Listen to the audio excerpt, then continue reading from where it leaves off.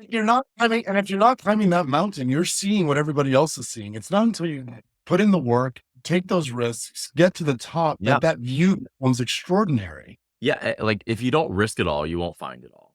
Welcome to another episode of Out Loud And laughing. Get Ready.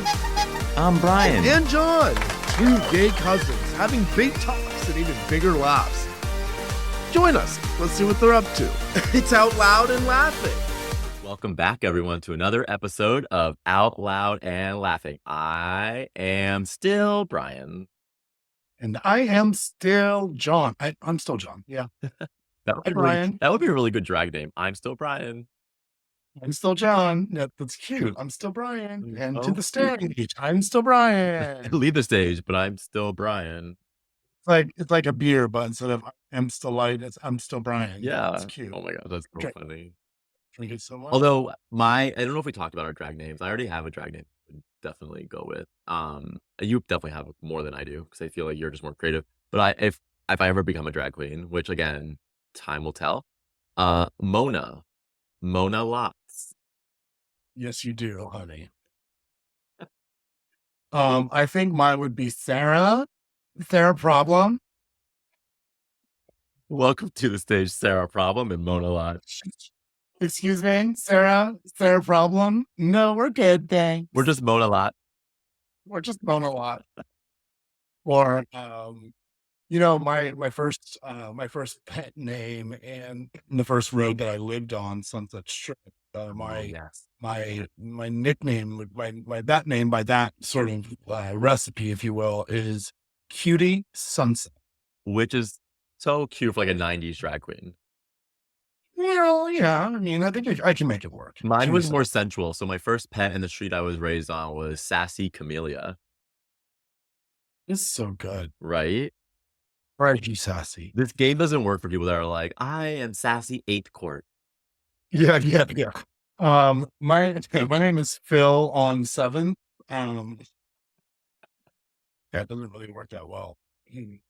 What's new with you? What's going on in your world? What's going on in your life? Tell me everything. Oh my goodness, what is going on in my life? Not a ton, just busy, like the same old. Yeah, I think I'm getting stuck in the daily grind of it all, Yeah, I can feel that. I started recently trying to give myself a routine, and I'm finding that to be just a little bit too much for me right now. Yeah. With everything on my plate. So I need to tweak it a bit. But I've been spending the last 48 hours, I've been home Mhm. and you sort of collecting myself because I was traveling last week. And I am spending a lot of time here organizing, Bryan. I have done like under the sinks. I've gotten all these new bins. Amazon has been to my door more times than God even want to admit. But I have everything sort of in its spot and it feels good. And that's making me feel good. So regardless of how I'm feeling, just things are always feeling really good. I love You that. know? Whenever I organize a drawer or something, I almost get new life. It's so weird. So I agree, and that's why you and I are the same. Organization makes me feel so good. It's like an Yeah, organism, like an organism. It's an organizational orgasm. Right? Like, oh, so good, Bryan. Oh. Makes you want to go, In the kitchen in a clean drawer. yeah, it's like you put like everything, you put like all your Q-tips in a baggie and you just zip it up. You're done. Well, I don't really want to know all the details about your organization then, but I'm glad you made it. Yeah. We don't, all the towels are washing. Don't worry. Exactly. But my house is organized. Still organizing. Organizing is so fun. Oh my God. Well, actually, this kind of dovetails into the topic that I wanted to kind of talk about today, because I think in our lifetime, you and I have done an interesting thing around taking risk and just picking up and moving. And I kind of wanted to unpack that with you a little bit today around because there's a lot of people maybe listening or who want to move, who thought about it. And you and I have just truly just always just done it. And that was almost our original organization. We were some can argue we were running from things, which we could talk about. But I think we were just you know what? We need a reset. And we would just pick up and go and start a new life. And I don't know. I want to talk about that a little bit. Because I think So, right? yeah, go ahead. Go ahead. No, go ahead. No, I I was just going to say, my therapist calls it running away. I call it just practicing more organizational skills. I love packing. You know what I mean? It's like, you're just not seeing it the right way. Oh, well, Mrs. Therapist. No, I'm just kidding. No, I do. We've moved to multiple cities. You've moved internationally. Many things could be said. We did have that interesting upbringing where it felt like we had sort of had a sheltered life. Mm. But I think, I think there was a spirit growing up, uh, that maybe it was sort of a seed that was planted, and maybe not, maybe forgotten to be watered a little bit. But there was this idea that we could do anything and that we could go anywhere and that we could be anything. I think it was like a mixture between this like idea of the American dream, the proximity to sort of the generation that we came from, which was like our parents being immigrants, and now we were sort of the first American born generation to pick up that baton and run with it. So maybe a little, there was just this like, there was like this little spark, this flame and now maybe I'm just speaking for myself, that I always knew that I could just do big things, take big risks, make big moves. We don't have, or I don't have as big of our parents aren't leaving behind like massive amounts of money or trusts or anything like that. So, Right. Our security net, yeah, same, right? So our security net has to be established by ourselves. And I think that also has been a big driver in the levels of risks that we have both taken. I don't know. What's your take? Anything there that I said trigger or inspire your thoughts? No, I think that's very true, right? We were never told we couldn't leave, right? And so I think having that spirit of like knowing that we could do anything, I think definitely helped. So I completely agree with that. I was reading this quote, and it's like the simplest quote, but this actually speaks more to me, and I don't know about you, but like I feel like when people stay in one place for a long time, it becomes their comfort, and it's their comfort zone. Like it's easier just to stay somewhere that you just kind of are familiar with. But something I read was like your comfort zone is a beautiful place, but nothing ever grows there. And I was like, that is so effing good, right? Like if you want to see growth in yourself, the best thing to do is put yourself in different situations and potentially even different places to explore different things and different people. And I feel like for me, like, 'cause I grew up in Florida, I lived in LA, I lived in New York, I lived in London. Like I've been able to kind of, yes, they're all very big metropolitan cities. So one can argue it was all the same people, but it wasn't, right? You were introduced to all different cultures and I don't know. So I kind of love that quote. What do you think? I do really, really love that quote. And what I love about it and sort of what you said was this idea of that we were never told no. Mm, Uh, but if something wasn't working where we were trying to grow something, be it like, I don't know, like along our lifetimes, from small things to large things. I mean, we were sort of always encouraged to keep trying and to stay curious and yeah. to go out and but a thought also came to me while you were speaking around like where maybe this thought of like we can get out. I think that get out in quotations, Yeah. to me was college. We were also the first generation who, since we were American born, we had the privilege to go through the American school system. And at the end, you are supposed to go to college, right? I think there was something there about like, go to any college, go be great, don't stay home. I think you started that comment off with, we were never told to stay. We were told to go. We were told to grow, right? Take those risks and go and go make ourselves better. But you know, something I said in another episode, which is something that I'm learning now in my older age, though, which I never thought would be the case is, you can go to all these places, but, you have to make sure to take care of yourself because it's always going to be you in all those places. I think the way that I phrased it in that one episode about during my interview was, wherever you go, there you are. And so, while we're taking all these great risks and seeing all these great places, some of it wasn't even a risk. I mean, maybe it was riskier than it, like for me, I'll speak for myself because like my Yeah. move to San Francisco, for example, while it was risky, it still sort of had like a lot of fun wrapped around it. Like maybe that's what that risk was to me, was like going out and trying something new. Like I wasn't going to go back to school at that time. I just wanted to go out and work. It was a risk, but uh, that sort of comes to mind immediately based off of that quote that you shared. I mean, there's something really beautiful about the chaos of starting over, though. Like, yes, you're still you wherever you go, but sometimes it's a different version of you and usually the better version of you. And so I love that, like, picking up is not the easiest thing to do. It's definitely chaotic, but there's something beautiful in that and starting over and feeling that perspective of like, I can kind of not like I can reinvent myself, right? No one knows me here. I can start a new friend circle. I can take some of the learnings that I did from my last previous location and kind of pivot and iterate and just be better. So I don't know, I think there's beauty in that chaos and I kind of love that. Yeah, from like sort of like a gay, what do you call that? Like a gay diva moment. Gina Davis, Yeah. right? Big Hollywood actress. She was notorious for saying, if you risk nothing, then you risk everything, right? Like, if you don't go, then you don't know. And that's another thing that I really love about this topic is it speaks so much to who we are as individuals. Mm. Um, Even this podcast, right? Like it's a risk. Yep.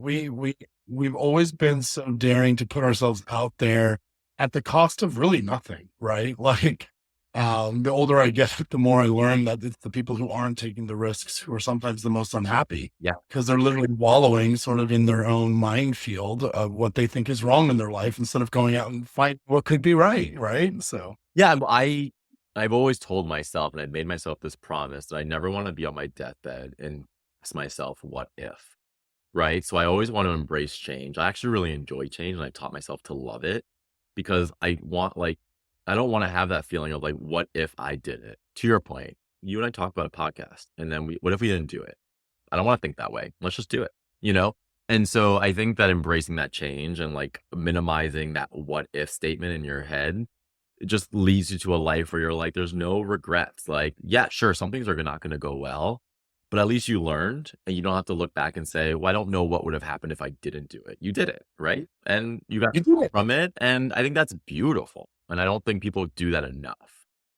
I think people take the idea of risk and fear and sort of things that sort of draw out that feeling of, oh my gosh, right? Mhm. That like fills your sort of your core with Yeah. like, not good feelings. I think people like they take the thinking backwards. I'll even put myself in that. And what I mean by that is like you think about like the end result, right? Instead of the opposite way around. And I love that you sort of just inspired me, Bryan, because this idea about embracing change and teaching yourself to love change. I'm sort of at the precipice of this right now. You are. Something that I've realized in my later in my life that, I have to be a little bit more agile, that controlling things is sort of like the antithesis to risk taking, right? Mhm. But what I really, really like about trying to reframe it, if you will, the idea of risk taking, where instead of like thinking about the end result, think about taking that first step, Mm. right? With every first step, with every turning of a new leaf, it like opens up a door a little wider. The world becomes a little brighter. Like it's the unknowing that people fear. It's not each little part of the process, which is so enjoyable. I mean, recently I've started joining all of these intramural sports here in the community just to get myself out of my house and to diversify my schedule and give myself a Yeah. little bit more activity. And you would think that that would just be second nature to somebody, but like it really took a lot of me to go and put myself out there. Now, was that really a risk? Not so much. But like, if you're talking about somebody who's like neurodivergent like myself, who sort of like internalizes and over processes, like Yeah. it starts to feel as if it could be risky because you're starting. Anyhow, all to say is, you don't know until you try. And why not? I don't want to be on my deathbed either, thinking like, there are going to be things in my life that I know I'm not going to be able to get around to. I would love to do everything, but I would hate for the excuse for me not getting around to those things was because I was scared Mhm. and not necessarily because I didn't. Right. I mean, think about this is the best views come after the hardest climbs. And Mhm. so like, it's so hard to get to the top, but once you're there, it's beautiful. right? And those that don't make that trek will never get to see that moment.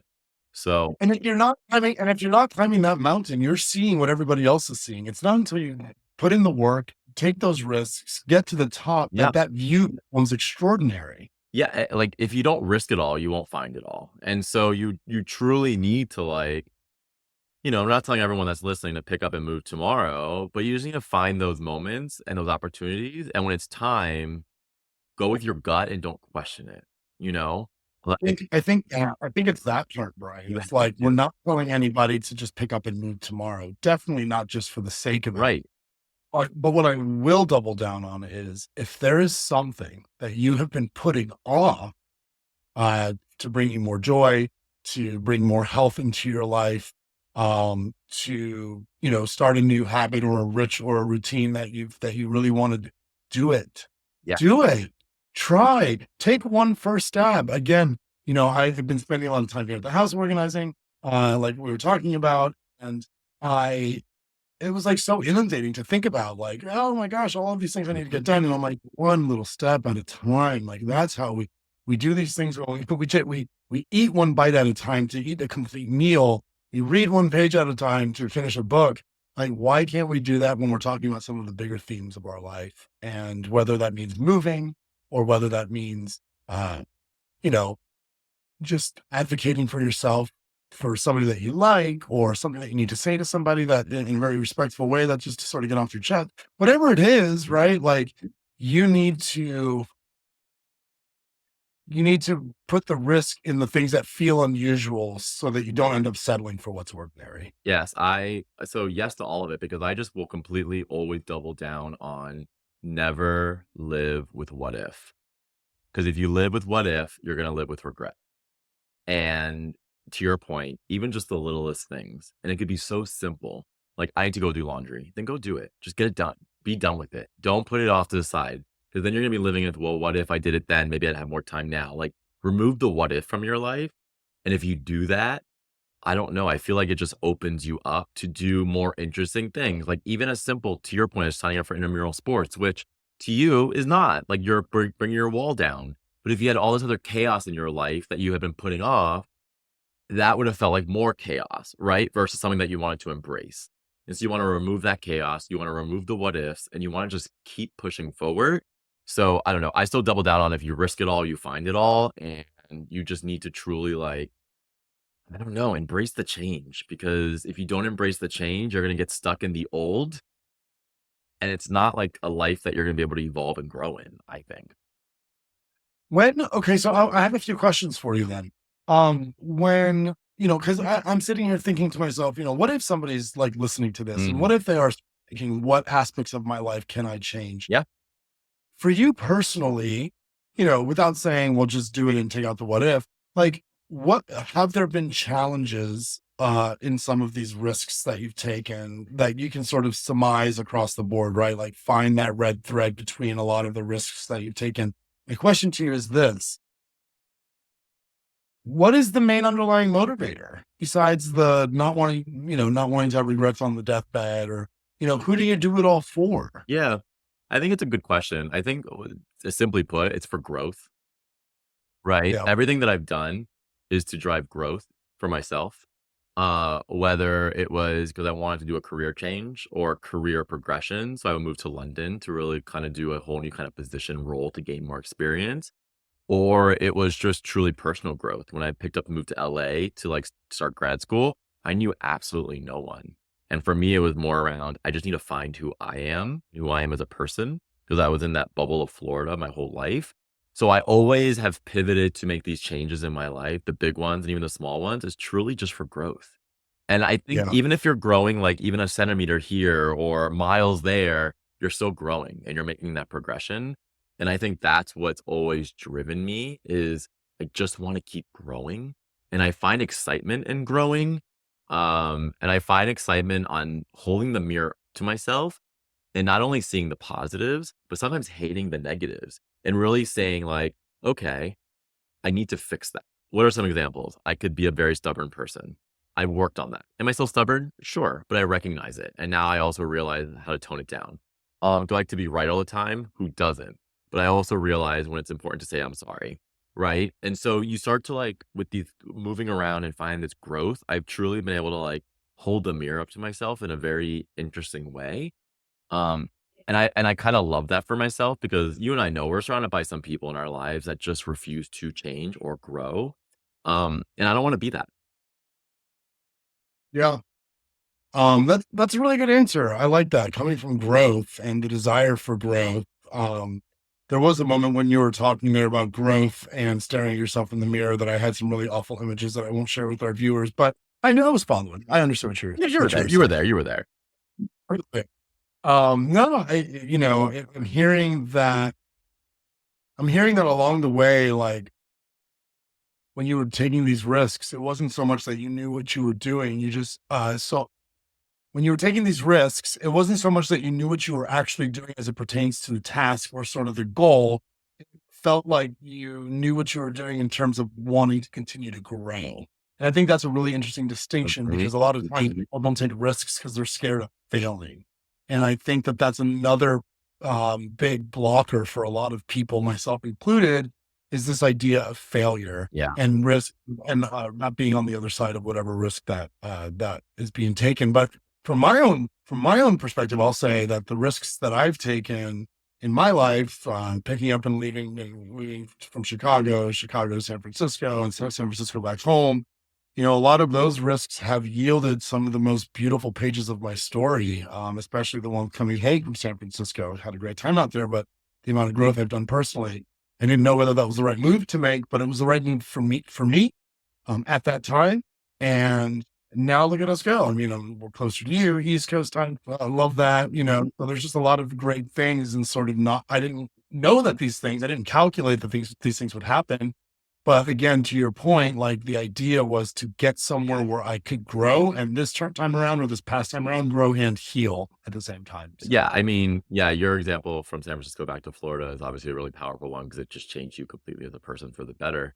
But if you even think about like any of these moves, think about the connections that you made and the people that you wouldn't have met if you didn't make those shifts in your life. I was in London a few weeks back and there were some people that I got the biggest, tightest hugs from because I did create true connections there, right? And I wouldn't have had those moments if I didn't do that. And some of the closest people to me I met leaving my bubble, right? And so there's so many other connections out there that you could be making if you make these shifts in your life. So I don't know. I feel like there's probably 5 or 6 people on your list that you were like, I wouldn't even know these people if I didn't make that move. And that kind of scares me, right? Because I don't know what life would be without those people in my life. And so I think that's also a big thing around these is personal growth, but also just there's so many fucking amazing people out there. And if you don't leave your bubble, you're never going to meet them. and it's the most amazing people who are taking the Yeah. risks, right? Like look at them. And I think some of the envy, if we want to be honest, it's kind of what it is. I wish I was ... Like some of that envy is like basically the answer to the call of why am I so scared and what am I so scared of? If they can Right. do it, I can do it, and put any sort of other, phrase or, stereotype there because, they don't know what they're doing either. Like the people who are taking the greatest risks are the ones taking risks. It's true. Period. And you find connection with those same people who are like-minded. And so I don't know. I think there's so much beauty in that. And I think there's just so much beauty, overall in just taking risk, especially in moving, because the comfort zone can be very scary. I've even said, like, even just in my career, if I ever get too comfortable, I need to find a new job. I don't want to be comfortable. Why should I be comfortable? I'm 40. I have so much more road ahead of me. If you're uncomfortable, it forces you to learn. Yeah. And so I don't know. I don't like being comfortable. That's just my mantra personally. Yeah, that's interesting that you say that because the last thing I'll say about this, from my perspective, is that comfortability has always sort of like been the same to me as security. And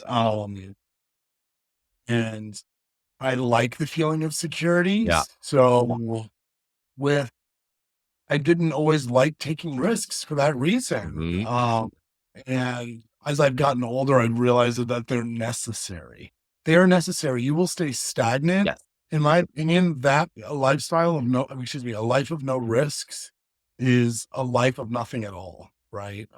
Because you need to, whether that means going after the person that you love, or building that dream house, or going after that job, or starting that new career, starting school at a different time of your life. Mhm. Like, these are the risks that are going to reap the most rewards. And you've been an inspiration to me too, Brian. I have to say, I know that you've known this, but a lot of the risks that you've taken have really allowed me to see that I've got some of that within myself too. Yeah, So thank I you love for that. being a bigger.